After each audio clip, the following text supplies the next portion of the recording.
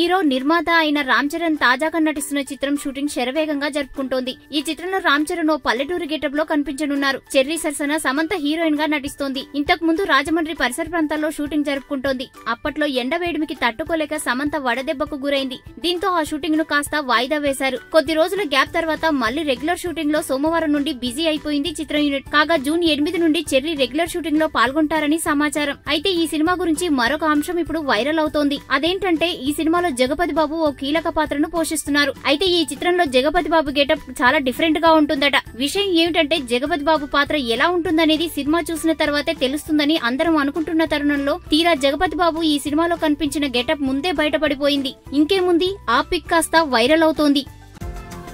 ఈ వీడియో గనుక మీకు నచ్చినట్టయితే లైక్ చేయండి, షేర్ చేయండి, సబ్స్క్రైబ్ చేసుకోండి.